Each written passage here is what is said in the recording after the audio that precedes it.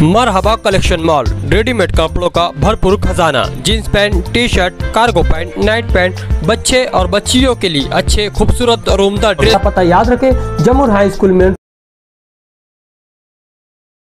क्या मामला हुआ आज 15 तारीख को दोपहर में 3 बजे के वक्त आरोपी पुनीत ओम प्रकाश सिंघल ये हमारे एडवोकेट सौरभ शर्मा जी से छोटी छोटी बात पर बहस कर रहा था। और जब शर्मा जी ने पूछा कि बहस करने की वजह क्या, तो बताया गया कि तुमने मेरे खिलाफ डोमेस्टिक वायलेंस का केस कैसे लिए।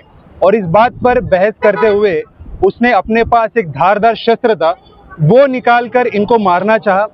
उस वक्त काफ़ी लोगों ने बीच में आक्षेप लिया, हस्तक्षेप किया। उस दौरान उसने पुनीत आरोपी ने शर्मा जी के ऊपर हमले किए। वो मारपीट छुड़ाने के लिए हमारे बार के कम से कम 20 से 30 वकील हजरत वहाँ पर आए।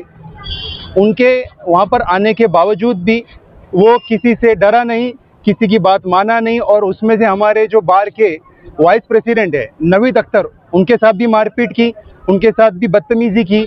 और उसके बाद में फिर हम लोग इंस्टेंटली पुलिस स्टेशन आए। पुलिस स्टेशन में आने के बाद में सारी बात पीआई साहब को बताई। पीआई साहब ने कहा कि आप इसके एतबार से एफआईआर लॉन्च करिए और ये सारे कलम दखल पात्र है और इसके ऊपर हम कार्रवाई करके उसको जल्द से जल्द अटक करेंगे। और हम साथ ही साथ आरोपी को भी पुलिस स्टेशन में साथ में लेकर आए। कौन सी कलम लगाई? अभी 115, 351 और 352 2।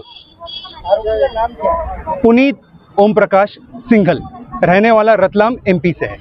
तो किस मामले में यहाँ पर और जो है मामला चल रहा था, जो सत्ता उसके इस तरह की डोमेस्टिक वायलेंस का एक मामला चल रहा था। और डोमेस्टिक वायलेंस के मामले में एडवोकेट शर्मा जी ने उनके खिलाफ में वकालतनामा कबूल किया था। तो उसका कहना था कि आप मेरे खिलाफ में केस कैसे लड़ सकते हो और आपने लड़ा क्यों।